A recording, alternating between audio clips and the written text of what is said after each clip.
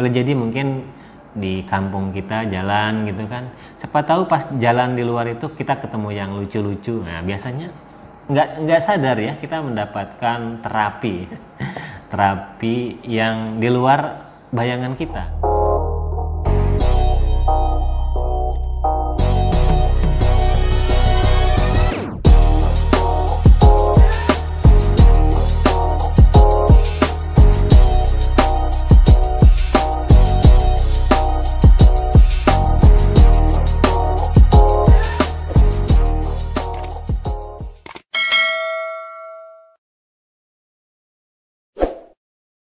Assalamualaikum warahmatullahi wabarakatuh. Salam sehat buat kita semua teman-teman. Mohon maaf setelah sekian lama kita nggak buat video. Nah kali ini saya akan coba kita berbagi hal ya, masih terkait dengan informasi-informasi kesehatan. Atau mungkin teman-teman ada yang usul tema apa kira-kira? Tema apa ya? Oh ya begini, karena saat ini masih dalam suasana pandemi COVID-19. Nah, tentu ada beberapa efek yang ditimbulkannya, dan salah satu dari efek itu adalah bisa dibilang stres ya. Kali ini coba akan kita bahas tentang stres. Mengapa teman-teman? Karena memang setiap ada perubahan-perubahan yang terjadi di lingkungan kita, di sekitar kita ya, apapun itu pasti akan menimbulkan masalah ya, dan masalah itu biasanya akan berujung dengan stres. Masalah stres ini banyak penyebabnya ya, bisa dia berasal dari rumah tangga, nah, atau mungkin juga bisa efek yang ditimbulkan anak-anak kita di sekolah misalkan, atau juga mungkin di tempat pekerjaan kita. Nah mari kita bahas. Di dalam rumah tangga itu biasanya banyak kan problem-problem yang timbul. Biasanya juga ada perubahan-perubahan dengan pandemik ini, kita membuat banyak di rumah, atau mungkin pada saat kondisi anak kita sedang sakit ya, atau tidak sehat, orang tua biasanya begitu khawatir. Atau mungkin juga pada saat ini khususnya di kota-kota besar, biasanya kan banyak kemacetan di jalan raya, dan setiap berangkat ataupun pulang kantor ini biasanya selalu dalam kondisi macet.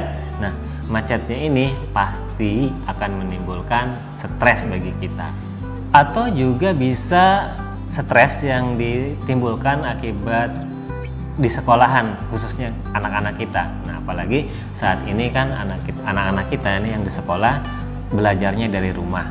Mau nggak mau kita sebagai orang tua pastinya kan dituntut juga bisa berperan sebagai guru, ya nggak sih? Nah problemnya begini, mungkin kalau orang tuanya atau kita ya selaku orang tuanya, ada di antara teman-teman mungkin yang memang berprofesi guru, ini tidak menjadi masalah. Tapi kalau profesi-profesi yang lain, dia harus bekerja ya, mencari nafkah dan lain sebagainya, maka menjalankan peran menjadi guru ini tentu menjadi sesuatu yang tidak mudah gitu kan. Nah jangan sampai gini teman-teman, jangan sampai anak kita ini yang lagi stres nih belajar dari rumah ya, dia merasakan bahwa ternyata guru yang di rumah, guru yang baru di rumah, lebih galak, lebih dahsyat daripada guru-guru yang ada di sekolah sebelumnya. Nah ini jangan sampai. Itu yang berasal dari sekolah ya, dan tentu masih banyak lagi problem-problem yang lain terkait dengan yang berasal atau bersumber dari sekolah, khususnya anak-anak kita. Penyebab yang lainnya berada di lingkungan kantor. Nah ini banyak banget ini ya kan. Biasanya pada saat pekerjaan menumpuk ya kan, sementara ring atau tenggang waktunya itu terbatas. Jadi ada deadline-nya, ada beberapa pekerjaan, entah itu laporan, pertanggungjawaban dan lain-lain yang harus diselesaikan dengan segera. Nah ini biasanya menimbulkan stres ya, luar biasa. Teman-teman, menghadapi suasana stres seperti itu, apa dong yang harus kita lakukan? Jadi gini teman-teman, stres itu nggak bisa dihindari ya. Setiap orang ya dalam kehidupan pasti akan banyak menemui masalah, dan masalah itu berujung kepada stres. Nah itu nggak bisa dirubah ya, nggak bisa dihindari stres itu. Tetapi yang bisa kita lakukan adalah bagaimana kita mengelola stres itu sendiri. Jadi stres tidak bisa ditolak, tapi respon kita, nah ini respon kita yang bisa kita kendalikan dalam mengelola stres itu sendiri.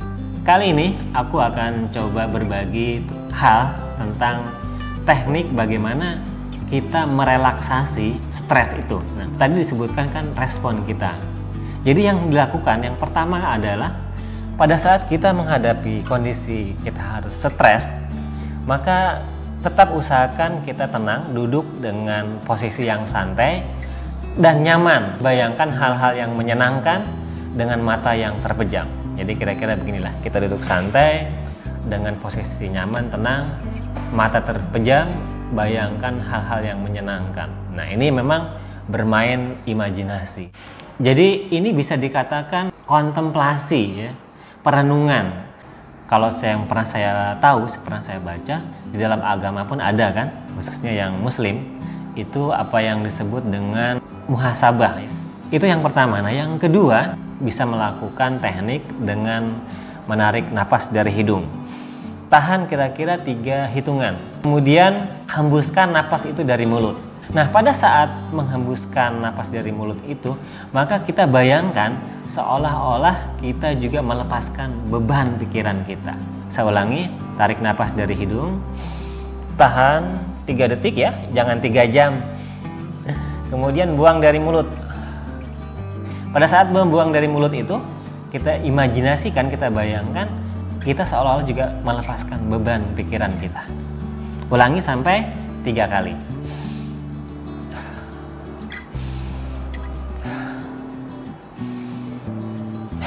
Ya, kira-kira seperti itu ya. Kemudian yang ketiga, nah dan menurut saya ini bagian yang sangat penting, yaitu kita menghadirkan kesyukuran nikmat kepada Tuhan Yang Maha Esa dengan sabar dan ikhlas. Nah, teman-teman, harus kita pahami bahwa seberapapun masalah yang kita hadapi yang membuat kita mungkin sangat stres, tapi yakinlah bahwa nikmat Tuhan itu jauh lebih besar, jauh lebih banyak. Dan dengan demikian kalau kita mensyukurinya, maka rasa stres itu ya, masalah-masalah yang hadir itu akan tertutupi dengan besarnya nikmat yang kita syukuri. Jelas dong ya kan, pastilah banyak nikmat-nikmat yang diberikan Tuhan kepada kita yang kalau kita bandingkan dengan masalah yang kita hadapi, lebih besar nikmat itu sendiri. Oleh karena itu, maka mensyukuri nikmat ini menjadi bagian yang menurut saya penting banget dan sekaligus juga bisa banyak mengendalikan, ya, mengorganisir dan sekaligus juga mengelola stres kita. Nah, selanjutnya yang harus kita kelola ya, selain 3 teknik relaksasi tadi ya, juga bisa melakukan kegiatan-kegiatan ya, atau mengelola stres kita itu. Yang pertama, lakukanlah kegiatan yang sesuai dengan minat dan kemampuan kita. Jadi pada saat kita stres ya, setelah teknik relaksasi itu kok juga mungkin belum terselesaikan, maka udah nggak apa-apa, kita keluar dulu dari rumah, kita lakukan aktivitas-aktivitas yang sesuai dengan hobi kita. Kalau mungkin hobinya mancing ya mancing gitu kan, kalau hobinya renang ya renang gitu, tapi renangnya nggak usah di Samudra Atlantik, bisa nggak usah, cukup mungkin di kolam renang atau ya di sungai-sungai. Selanjutnya yang bisa kita lakukan adalah melakukan aktivitas olahraga fisik ya secara teratur. Bisa disesuaikan dengan hobi kita juga ya, seperti tadi. Misalkan pas lagi ada masalah yang membuat kita stres, kita goes misalkan ya. Yang sekarang kan lagi tren ya, lagi banyak digandrungi. Pas jalan di luar itu kita ketemu yang lucu-lucu. Nah, biasanya nggak sadar ya, kita mendapatkan terapi. Selanjutnya adalah dengan cara kita meningkatkan ibadah kita kepada Tuhan Yang Maha Kuasa ya. Jadi dengan cara mendekatkan diri kita kepada Tuhan, disitulah kita akan mendapatkan ketenangan. Ya biasanya kalau bagi yang Muslim, coba aja kalau misalkan lagi stres itu kita ke masjid misalkan ya, di situ kita sholat, kemudian baca Quran. Nah biasanya insya Allah jadi adem itu hati ya kan. Ini bisa dicoba ya teman-teman. Selanjutnya yaitu dengan cara kita menenangkan pikiran ya, menenangkan pikiran, berpikir hal-hal yang positif ya. Jadi dalam hal mengelola stres, maka usahakan ya, sudut pandang kita itu berusaha melihat dari angle yang positif. Ketika misalkan ada masalah, oh barangkali ini mungkin Tuhan memberikan ujian kepada saya supaya saya begini, supaya saya belajar ya kan, supaya saya lebih kuat lagi, lebih tangguh, supaya saya lebih ikhlas lagi. Nah seperti itu, sehingga respon yang kita berikan itu tidak membuat antagonis ya, tidak membuat berlawanan. Justru kita dalam tanda kutip bersahabat dengan stres itu, bersahabat dengan masalah. Selanjutnya yang bisa kita lakukan adalah melakukan aktivitas olahraga fisik ya secara teratur. Nah, olahraga bisa disesuaikan dengan hobi kita juga ya, seperti tadi. Misalkan pas lagi ada masalah yang buat kita stres, kita goes misalkan ya. Yang sekarang kan lagi tren ya, lagi banyak digandrungi, kita goes. Ya nggak usah jauh-jauh, nggak usah ke jalan raya yang banyak mobil, nggak usah. Boleh jadi mungkin di kampung kita jalan gitu kan, siapa tahu pas jalan di luar itu kita ketemu yang lucu-lucu. Nah biasanya nggak sadar ya, kita mendapatkan terapi yang di luar bayangan kita. Setelah kita keluar olahraga, ketemu teman, cerita-cerita yang membuat kita treatment itu biasanya sering saya dapatkan justru lebih manjur gitu kan, lebih oke gitu. Selanjutnya yang bisa kita lakukan adalah bicarakan keluhan kita itu kepada orang lain yang orang lain itu bisa dipercaya ya. Jadi tetap hati-hati, jangan sampai kita juga salah dalam memilih orang lain untuk kita berbicara ya, memberikan atau menyampaikan keluhan-keluhan kita, atau biasa disebut curhatnya gitu. Jadi curhat kepada orang yang tepat ya, jangan sampai juga curhat kepada seseorang yang justru menambah ribet ya. Orang ini tidak amanah gitu. Misalkan bisa jadi kita curhat kepada orang yang kita pandang memang punya integritas ya, punya kredibilitas yang sudah teruji, syarat dengan pengalaman, dengan kedewasaannya ya. Nggak harus tua ya, nggak harus tua, karena banyak juga yang muda, yang masih muda, seumuran bahkan mungkin di bawah kita, tapi dia punya kedewasaan ya, punya kemampuan dalam mengelola, terus juga mengorganisir problematika yang dihadapi. Nah bisa, atau mungkin kepada tokoh masyarakat, tokoh agama, seorang ulama atau pendeta dan lain sebagainya. Ini bisa kita lakukan. Yang selanjutnya, kita bisa mengembangkan hobi yang bermanfaat. Nah, jadi kalau teman-teman punya hobi misalkan menulis, ya sudah, tulis aja, nggak apa-apa. Tulis panjang-panjang, ya cerpen mungkin ya, atau cerita-cerita yang bersambung boleh ya. Atau bisa juga mungkin menulis puisi, dan silakanlah hobi-hobi yang lainnya ya, yang bermanfaat gitu. Atau mungkin bisa dibawa jualan misalkan, kan lebih produktif lagi itu, menghasilkan hasil tambahan untuk pernafkahan kita.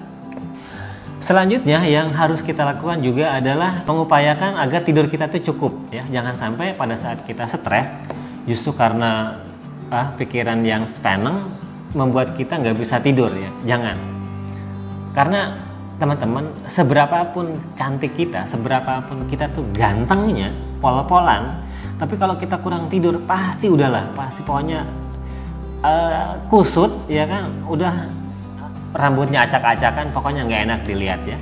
Jadi usahakan teman-teman tetap bisa tidur dengan cukup, dan jangan lupa juga untuk makan ya, makan yang bergizi, yang seimbang. Nah, jangan sampai karena kita stres kemudian kita nggak mau makan, kita nggak mau tidur ya, apalagi sampai harus bunuh diri. Jangan ya, nggak perlu bunuh diri, pokoknya sampai bunuh diri, pokok banget lah ya. Dunia itu tidak selebar daun kelor kan. Ada juga sih memang orang yang stres tapi justru makannya itu banyak, ada sih memang ya. Ini bagus aja sih ya, bagus aja, asal jangan juga berlebihan. Dan yang terakhir teman-teman, dalam kondisi apapun, termasuk dalam kondisi kita stres, kita hendaknya tetap berperilaku hidup yang bersih dan sehat ya. Karena ya perilaku hidup bersih dan sehat itu tetap akan membuat seseorang itu juga tampak sehat ya. Gini maksud saya, karena ternyata teman-teman, hampir orang yang berperilaku bersih dan sehat, dia itu akan terhindar dari stres ya. Dan kita bisa melihat buktinya, kalau orang itu kusut, kumel ya, hidupnya itu jorok, koproh pokoknya, mesti uang kuwi nggak sehat lah, mesti. Dan bisa dipastikan dia itu stres gitu kan. Oleh karena itu teman-teman ingat, kalau pas dasar kita punya masalah stres, usahakan ya tetap jadi masalah boleh ada ya, tetapi respon kita tetap baik ya. Jadi keadaan boleh memburuk, tapi respon kita tetap harus baik. Mungkin itu yang dapat aku sampaikan. Aku harap ini bisa dicoba ya kalau lagi stres. Memang mungkin tidak serta-merta akan memberikan terapi yang instan, tetapi dengan penghayatan dan perenungan-perenungan, insya Allah stres kita itu bisa dieliminir, bahkan lambat laun akan hilang ya. Sekali lagi, bagian yang terpenting adalah bagaimana kita mengelola stres ini dengan baik. Masalah nggak bisa dihindari, stres nggak bisa ditolak, tetapi yang terpenting sekali lagi adalah bagaimana respon kita. Oke, BTW mungkin yang dapat saya sampaikan, dan dukung terus channel ini dengan subscribe, like, share, dan komen. Terima kasih, salam sehat, bye-bye, assalamualaikum warahmatullahi wabarakatuh.